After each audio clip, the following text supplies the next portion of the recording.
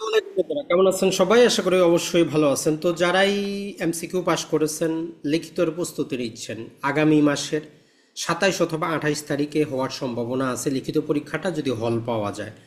তো এখন বিভিন্ন আইনগুলো আপনারা কিভাবে পড়বেন, কিভাবে প্রশ্নের উত্তরটা লিখবেন, এটা মনে রাখবেন।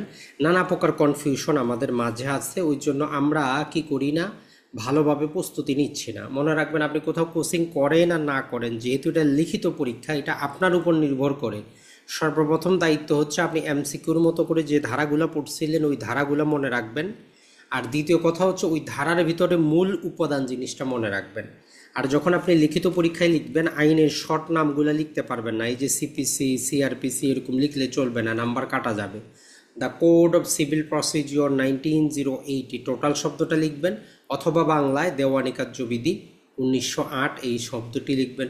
ফৌজদারি কার্যবিধি 1898 টোটাল শব্দটা লিখবেন। তারপরে বার কাউন্সিল অর্ডার, এটা লিখলে চলবে না। The Bangladesh legal practitioner and bar council order 1972 এই টোটাল শব্দটা লিখতে হবে। তো এইরকম করে এখন থেকে আপনি লেখার অভ্যাসটা কিন্তু গড়ে তুলেন। বিভিন্ন বাজারে বই পাবেন, এক এক বইয়ে এক এক রকম কথা বলা আছে, বিভিন্ন রকমভাবে প্রশ্নের উত্তর দেওয়া আছে। মূল কথাটা হচ্ছে এই যে 40 পাতার যে প্রাথমিক আপনাকে খাতাটা দেওয়া হবে, এই খাতাটাতে লিখবেন কিভাবে, 40 পাতায় লিখতে হবে কিনা মনে রাখবেন। যদি আমরা একটা খাতা আপনাদের সাথে কল্পনা করি, তো নর্মালি কথা হচ্ছে যে মার্জিন দিবেন কিনা। তো ছোট বাচ্চার মতো আপনার মার্জিন না দেওয়াই ভালো। তারপরেও যদি আপনার একান্ত প্রয়োজন পড়ে আপনি মার্জিন দিতে পারেন। মার্জিন দেওয়া না দেওয়ার উপর আপনার কোনো প্রকার নাম্বার কাটা যাবে না বা নাম্বার বাড়বে না। আপনি হাইলাইটার ব্যবহার না করাই ভালো। আপনি হাইলাইটার ব্যবহার করলে আপনার নাম্বার বাড়বে বা কমবে এমন কিছুই না। তাই মার্জিন দেওয়া না দেওয়া আপনার ইচ্ছার উপর, তবে হাইলাইটার ব্যবহার না করাই ভালো। লিখিত পরীক্ষায় সর্বাবস্থায় চাবেন কালো কালি ব্যবহার করার জন্য, কারণ আপনি ধীরে ধীরে একজন লার্নেড অ্যাডভোকেট হতে যাচ্ছেন। আপনার লেখনীটাও যাতে কি হয়, ওই রকমই হয়। কারণ হচ্ছে আপনি যখন আরজি তৈরি করবেন, আপনি কি মার্জিন দিবেন? সেখানে তো মার্জিন আপনি দিবেন না। তো যাই হোক, যদি আপনি মার্জিন একান্ত দিতে চান দিতে পারেন, নাম্বার কাটা যাবে না। যদি হাইলাইট করতে চান করতে পারেন, তবে নাম্বার কাটা যাবে না। মূল কথাটা হচ্ছে আপনি 4 ঘন্টায় এই যে মোটামুটি এতগুলা প্রশ্ন আপনার আসবে, অ্যান্সার করতে আপনি পারবেন, তো এটাই হচ্ছে মূল জিনিস। কারণ আপনারা ভালো করেই জানেন যে সুনির্দিষ্ট প্রতিকার আইন আর দেওয়ানি কার্যবিধি মিলে আপনার 3টা থেকে 2টার অ্যান্সার কিন্তু করতে হবে। আর বাকিগুলা প্রতি 2টা থাকবে, একটা অ্যান্সার করতে হবে। আবার প্রতিটা প্রশ্নের ক খ 2টা অপশন থাকতে পারে, ক খ গ 3টা প্রশ্ন থাকতে পারে। তো এর জন্য আপনি লিখবেন যেভাবে, 10 পাতা লেখার আপনার দরকার নাই। আমরা আমাদের যে লিখিত কোর্সটা চলতেছে সেখানেও আমরা একাধিক ভিডিও আপনাদের জন্য পাবলিক করেছি, যারা ঘরে বসে প্রস্তুতি নিচ্ছেন তাদের জন্য। মূল কথাটা হচ্ছে আপনি একটা দেওয়ানি মুসাবিদা শিখে নেন। অলরেডি ফরম্যাটটা আমাদের দেওয়া আছে। তো মনে রাখবেন, দেওয়ানি মুসাবিদায় বিভিন্ন লেখকের বিভিন্ন রকম পদ্ধতি আছে। বাজারে এক প্রকারের পদ্ধতি আছে, বাজারে বাস্তবে এক প্রকারের চলে। মূল কথাটা হচ্ছে আপনি যে জিনিসটা ট্রাই করবেন সেটা হচ্ছে প্রথম পাতায় 6টা জিনিস রাখার ট্রাই করবেন। আদালতের নাম, তো এখানে মাননীয় বা বিজ্ঞ বা আরও কিছু মোকাম লিখবেন কিনা, কথা হচ্ছে যে না, বিজ্ঞ সহকারী জজ আদালত এটা দিয়ে শুরু করবেন। 2 নম্বরে আপনার মোকদ্দমা নাম্বারটা লিখবেন। 3 নম্বরে বাদীর নাম ঠিকানা লিখবেন। আর 4 নম্বরে বিবাদীর নাম ঠিকানা লিখবেন। 5 নম্বরে কোন বিষয়ে মামলা, তবে এটাতে আইনের ধারা উল্লেখ করা দরকার নাই, তবে একান্তই চাইলে আপনি উল্লেখ করতে পারেন, নাম্বার কাটাও যাবে না, বেশিও পাবেন না।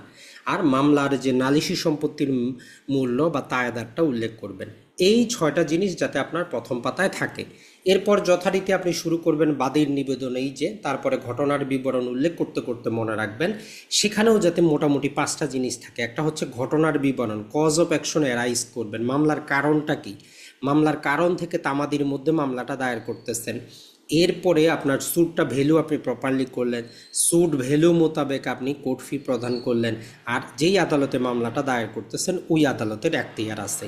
তাহলে প্রথম পাতায় 6টা, আর দ্বিতীয় পাতায় বা যেই বিনীতি নিবেদন লেখার পর আপনি এই 5টা জিনিস সেখানে ইনক্লুড করবেন। এরপরে চলে আসবেন আপনার দাবি, আপনি প্রতিকার কী চান।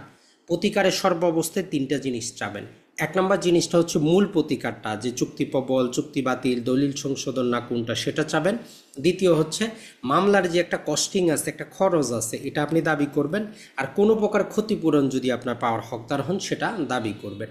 এরপরে সম্পত্তির তফসিল এবং চৌহাদ্দি আর হচ্ছে সত্য পাঠটা দিয়ে দিবেন। আর অ্যাডভোকেটের সিগনেচারের জায়গাটা রাখবেন। সিম্পল এই একটা ফরম্যাট ব্যবহার করে আপনি সুনির্দিষ্ট প্রতিকার আইনের 8 ধারা, 9 ধারা, 12 ধারা, 31 ধারা, 35 ধারা, 39 ধারা, 42 ধারা, নিষেধাজ্ঞার সমস্ত মুসাবিদা কিন্তু করতে পারবেন। আর পরবর্তীতে বাকি থাকবে আপনার অস্থায়ী নিষেধাজ্ঞা। এটা ছাড়া তামাদি আইন অনুযায়ী সময় বৃদ্ধি করা দরখাস্ত, এগুলো এক পাতার দরখাস্ত। এগুলো ওই একই রকমভাবে আপনার আদালতের নামটা রাখবেন, মোকদ্দমার নাম্বারটা রাখবেন, বাদী বিবাদী, এবং হচ্ছে যে আপনি অস্থায়ী নিষেধাজ্ঞার আবেদন বিনীত নিবেদন, এই যে সেখানে আপনি কারণটা উল্লেখ করবেন এবং শেষে জাস্ট কি করবেন, সত্য পাঠ দিয়ে এবং আপনার সিগনেচারটা দিয়ে দিবেন। এটা ছাড়া ফৌজদারি মুসাবিদার ক্ষেত্রেও আপনি এইরকম ফরম্যাট কাজে লাগাইতে পারেন। আমরা আগামী ভিডিওতে আপনাদের জন্য নিয়ে আসব, আশা করি সেখান থেকেও উপকৃত হবেন। তাইলে একটা মুসাবিদা আপনি শিখে নেবেন, সব ক্ষেত্রে কাজে আসবে। একই রকমভাবে ফৌজদারি একটা শিখে নেবেন, নালিশটা কাজে আসবে। আর ফৌজদারির ক্ষেত্রে জামিনের একটা আপনি মুসাবিদা শিখে নেবেন যে কিভাবে জামিনের মুসাবিদা করতে হয়। আর এইটা ফৌজদারির ক্ষেত্রে আপনি মনে রাখবেন, ফৌজদারি যেহেতু কয়েকটা স্তরে বিভক্ত, কোথাও আপনাকে অব্যাহতি দরখাস্ত লিখতে হইতে পারে যে আপনি ডিসচার্জ চাচ্ছেন, অব্যাহতিটা চাচ্ছেন। তো এরকম 3-4টা জিনিস শিখলেই কিন্তু আপনার জন্য যথেষ্ট। এরপরে মুসাবিদাটা আপনার কমপ্লিট হইল। এরপরে যেগুলো আপনার প্রবলেমেটিক যেই যদি প্রশ্ন দেয় সেগুলো অ্যান্সারটা করতে আপনি বিচার্য বিষয় লিখবেন প্রথমেই, এরপরে আইনের ব্যাখ্যাটা দিবেন, এরপরে দিবেন আপনার সিদ্ধান্তটা যে বিচার্য বিষয়টা কি, চুরি হয়েছে কি হয় নাই, আইন কি বলে, আপনি কি ভাবতেছেন। মনে রাখবেন এখানে আপনাকে প্রশ্ন করা হয় ম্যাক্সিমাম, অতএব আপনার মতামত আপনি তুলে ধরবেন আইনগত ভাবে।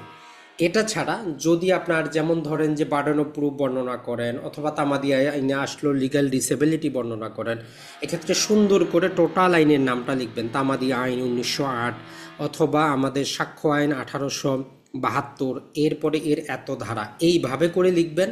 আপনাকে 10 পাতা লেখার দরকার নেই। আপনি যদি মূল জিনিসটা আপনার ভাষায় আইনের ধারা উপধারা ঠিক রেখে যদি 1 পাতায়ও লিখেন, আপনি নাম্বার কিন্তু পাবেন। তো আরও বিস্তারিত জানতে আপনারা চাইলে আমাদের ফ্রি ক্লাসগুলো দেখতে পারেন, অথবা যেহেতু আগামী মাসে পরীক্ষা হবে, অলরেডি জাস্ট আমাদের 3টা ক্লাস হয়েছে, আপনারা আমাদের লিখিত অ্যাডভোকেসিতেও ভর্তি হতে পারেন। তো আমাদের আগের ক্লাসগুলো রেকর্ড আছে, আপনি চাইলে সেগুলো নিতে পারেন। আর আগামী ক্লাসগুলো তো হবে, সপ্তাহে 3 দিন ক্লাস হয় আমাদের, রবি, মঙ্গল, বৃহস্পতি।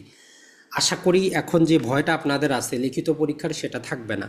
আর সবাই যে প্রশ্নটা করেন যে ভাই এমসিকিউর মতো করে আমরা কিভাবে পড়ব, জাস্ট একটু সিম্পল উদাহরণ যদি আমরা দিয়ে দেই, যেমন ধরেন যে অপসহায়তার উপাদান আমরা জানি 107 ধারায় আছে।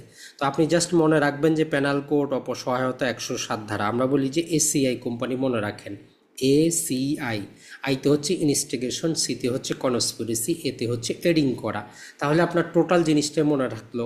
এটা ছাড়া ধরেন যে আমরা সিআরপিসিতে রিভিশন কোন কোন গ্রাউন্ডে হয়, আমরা বলি যে ব্যাংকের কোম্পানির নামে শেষে কি থাকে, আমাদের PLC বর্তমানে লিখিত থাকে, ব্যাংকগুলার PLC। তো সেক্ষেত্রে পিতে হচ্ছে আমাদের প্রপার্টি, এতে হচ্ছে লিগালিটি, সিতে হচ্ছে কারেক্টনেস। PLC মনে থাকলে আপনার রিভিশনের কি গ্রাউন্ডে রিভিশন করে সেটা মনে থাকতেছে। এই রকমভাবে যেমন ধরেন যে আপনার যেটা করবেন, আপনি 5 প্রকারের শাস্তি আছে, ওইগুলো একটু মনে করার চেষ্টা করেন। মৃত্যুদণ্ড, 10টা ধারায় মৃত্যুদণ্ড আছে, এইটা একটু মনে করার চেষ্টা করেন। এটা ছাড়া আমাদের কয়টা ধারা অর্থদণ্ড আছে, এটা একটু মনে করার চেষ্টা করেন। কয়টা ধারায় আমাদের সম্পত্তি বাজেয়াপ্ত হয়, এটা ধারা মনে করার চেষ্টা করেন।